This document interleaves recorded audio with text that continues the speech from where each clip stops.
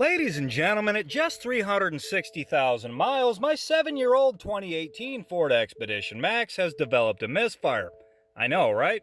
I was driving along, tried to pass somebody. It ran a little bit funny, it was down on power, the air conditioner stopped working, and the check engine light flashed for about a minute. After the check engine light stopped flashing, my air conditioner came back. All of the classic signs of a bad coil boot. Now, I once watched a video where a guy said that these dark marks on the ceramic portion of the spark plug are cracks. I've seen spark plugs crack. This one isn't cracked and his wasn't either. These are carbon marks, people. This is what happens when spark jumps from the top of the spark plug to the nut portion on the outside of the ceramic. This isn't spark leaking out of the spark plug. This is spark not making it into the spark plug to begin with. This is called an arc, and it's very common. Yes, it can be fixed by replacing the coil, but it can also be fixed by simply replacing the coil boot. I should also say that simply applying dielectric grease to the ceramic portion of the spark plug works quite well too, which I will do, but I'm also going to replace the coil boot. Now, these plugs have been in my vehicle for about 70,000 miles, but it's too late for me to run down to the parts store and find a replacement, so I'm going to reuse these. And these coils have been in my vehicle its entire life. They've been in here for 360,000 miles, but they will still work better than anything from the aftermarket.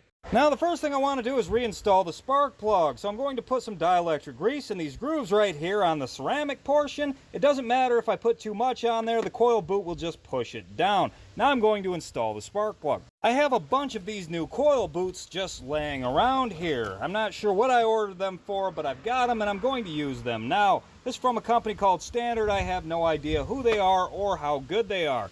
And I need to put this spring inside of there. I need to cut that with something. Ta-da! Now I just need to put the spring inside of the coil boot. That just goes in there with the big end facing down. You just shove it all the way in there as far as you can. If you have an old spark plug, just use that to push it in as far as it goes. I'm using this thing, which isn't the best, but yeah, there we go. That's in. Now I'm going to pull the old boot off from this coil here. Just give her a tug and a twist. Make sure there's no cracks or anything weird going on with the coil. If all looks well, you just push this guy in there like this.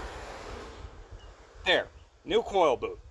Now, if you've had this problem, remember it usually only happens under hard acceleration when you're trying to merge with traffic or pass somebody. So you're not going to know if you fixed the problem until you put your foot down. We usually demand more power from our engines in higher risk situations. And you don't really want to know whether or not you fixed the problem correctly when you step out to pass somebody with little room to do so. I suggest you put your foot down in a lower risk situation to make sure your car is fixed.